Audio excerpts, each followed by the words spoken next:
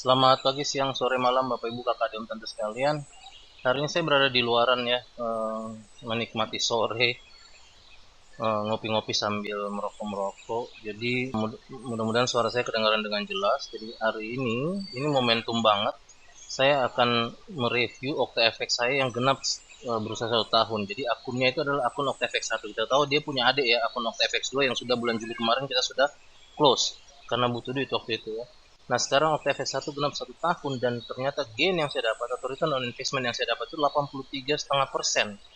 Pantas saja ya, kalau semua orang-orang itu mau melakukan trading, mau mencoba untuk melakukan trading karena seperti ini. Saya seorang trader amatir saja, itu bisa mendapatkan 83,5% dalam waktu 1 tahun. Saya nggak bisa bayangkan kalau mereka-mereka itu profesional. Mungkin bisa ratusan persen kali ya dalam 1 tahun.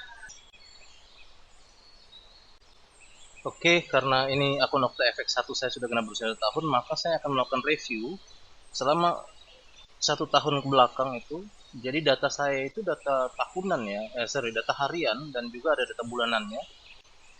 Jadi saya akan mereview gain, balance, persentase profit, risiko drawdown, persentase drawdown yang terjadi, dan juga resolusi apa sih yang saya kejar di tahun kedua untuk akun OktaFX 1 ini.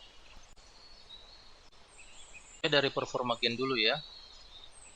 Yang paling atas di sini kita lihat bahwa total gain saya itu selama 1 tahun dari akun OktaFX 1 ini mencapai 4.253. Jadi saya bisa dapat 4.253 dalam 1 tahun dengan dari total investasi saya 5.091 dolar. Jadi ini membuat saya mendapatkan return of investment itu 83,5% itu ya.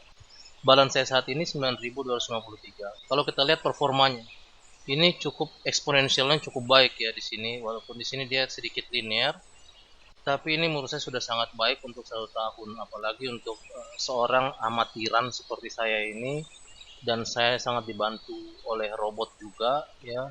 Modal saya adalah statistik untuk men-setting robot itu supaya dia bisa bertahan selama mungkin ya. Dan inilah yang bisa saya dapatkan selama 1 tahun. Kalau kita lihat di sebelah kanan, garis solid warna hijau itu adalah performa gain saya setiap bulan. Setiap bulan itu dia naik-naik terus penghasilan saya, bisa dibilang seperti itu ya, penghasilan saya setiap bulan naik-naik terus. Mulai dari sekitar 10-an itu yang pertama, sekarang saya ada di sekitar 500 dolar per bulannya ya, dan ini akan terus saya naikkan seiring dengan penambahan lot tergantung dari jumlah balance yang saya dapat. Oke, kalau yang bar warna oranye ini adalah schedule investasi ya, dan jumlahnya dilihat yang sebelah kiri skalanya. Jumlah investasi yang saya lakukan itu bervariasi tapi rata-rata sekitar 10 jutaan atau 600 dolar ya. Dan sebenarnya di sini mulai rapi saya lakukan investasi mulai bulan Maret, April, Mei, Juni, Juli. Ini kalau kita lihat 1 April sendiri sampai 1.300-an sebenarnya itu April dan Mei. Cuman waktu itu saya masukkan untuk investasi Mei di bulan 29 April, di tanggal 29 April, membuat dia itu April dijumlahkan jadi kali 2 di sini ya. Sekarang kita perhatikan performa balance ya. Performa balance ini dari sekitar 600-an, kemudian ini kalau kita lihat yang seperti tangga ini naik tiba-tiba ke atas, itu adalah schedule investasi saya ya. 9.253 dolar untuk balance saya sampai dengan 1 tahun beroperasinya akun OktaFX 1. Nah, sementara tren-trennya itu yang adalah yang menghasilkan gain saya itu yang mendapat sekitar 4 ribuan dolar itu selama 1 tahun. Kita masuk sekarang di performa persentase gain ya. Ini yang paling menarik menurut saya. Dan saya memplot persentase performa gain ini setiap bulan itu dengan balance yang terjadi. Oke. Pertama saya perlihatkan dulu garis kuning yang flat ini, horizontal ini adalah rata-rata performa gain saya setiap bulan selama 1 tahun, yaitu 8,84%. Jadi kalau kita melakukan deposito, itu kalau ditanya berapa interest rate-nya, ya saya 8,84% setiap bulan. Banyak ya, iya besar. Ternyata besar banget ternyata. Dan ini fluktuasinya setiap bulan yang terjadi. Dan pernah mengalami juga yang paling tinggi yaitu sampai 12,95% itu di bulan Ini akhir Agustus ya. Jadi mulai dari sini September, Oktober, November, Desember, Januari, di bulan Januari pemerintah Amerika itu mulai menerapkan interest rate yang lebih tinggi ya. Kemudian sampai efeknya Bitcoin pada jatuh, orang-orang nggak kuat lagi berinvestasi karena untuk memenuhi kebutuhan hidup di sana juga jadi susah, dan pasar itu hancur-hancuran.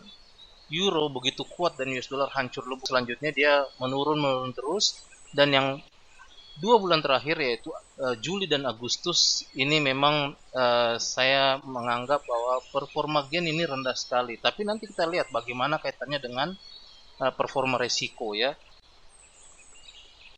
Jadi ini sekarang saya memplot gain terhadap risiko dari 2 perdagangan saya, itu US dollar yang 1 dan juga US dollar 2 ya. Di sini informasi penting dulu bahwa 2 data yang pertama di US dollar 1 tidak ada, dan juga US dollar yang kedua itu juga baru mulai di bulan Februari. Jadi data di sini memang kosong. Ketika drawdown itu naik, risiko itu naik, maka performa itu turun ya. Di sini naiknya performa itu turun. Tetapi ada kondisi yang unik di sini, itu bulan Juli dan bulan Agustus, di mana gainnya turun, tetapi di sini bukan berarti drawdownnya atau risikonya juga rendah. Berarti kondisi yang disenangi oleh robot, dia mengambil perdagangan di kondisi yang memang benar-benar tepat sehingga risikonya bisa rendah ya. Tetapi itu membuat gainnya turun lebih besar 50% daripada rata-rata. Jadi ini membuat saya berpikir bahwa oke, berarti ketika di setiap bulan saya mengharapkan dapat, contoh ya, saya mengharapkan dapat $100, maka fluktuasi yang mungkin terjadi adalah saya mungkin bisa dapat 50% lebih rendah, berarti saya dapat 50, atau bisa sampai 150 dengan rata-rata 100 itu. Jadi itu yang pelajaran yang saya dapat dari sini. Di sini saya memplot jumlah trade yang terbuka maksimal setiap bulan berasosiasi dengan kondisi drawdown. Terlihat bahwa kalau saya punya jumlah trade yang terbuka maksimal itu semakin tinggi, maka jumlah drawdownnya juga itu meningkat. Ya, di bulan Juni itu saya terbukanya banyak sekali, tetapi resikonya tidak terlalu tinggi. Kemudian di bulan Juli dan Agustus sendiri itu dengan risiko yang rendah, jumlah trade yang terbuka juga rendah. Ya, ini situasinya.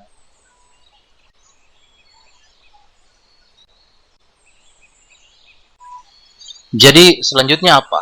Jadi resolusi tahun kedua untuk akun OctaFX1 saya ini adalah saya mengharapkan atau return of investment saya itu tembus 95% di akhir tahun 2023 ini. Kemudian withdraw konsisten setiap bulan. Saya sudah mulai withdraw konsisten setiap bulan. Itu ekspektasi saya $1.000 mulai sekitar Q2 sampai dengan mulai awal Q3 di tahun berikutnya. Jadi saya masih terus compound di sini ya. Dalam ini sampai dengan tahun 2024 akhir Q2 atau Q3. Dan di tahun 2024 itu ekspektasi saya balance saya mencapai 30.000 di luar yang saya ambil setiap bulannya. Nanti ketika saya sudah mulai ngambil, ekspektasi saya itu balance saya sudah mencapai 30.000 di tahun 2024. Oke, kira-kira seperti itu ya untuk update 1 tahun akun OctaFX1. Secara umum sangat-sangat melegakan, sangat-sangat menyenangkan. Robot ini bekerja dengan sangat baik. Saya akan mengambil data supaya statistik yang saya dapat ini menjadi lebih baik, jumlah data menjadi lebih baik, sehingga saya bisa menganalisa faktor risikonya dengan tentunya lebih detail lagi ya. Alright, semoga bermanfaat. Ciao.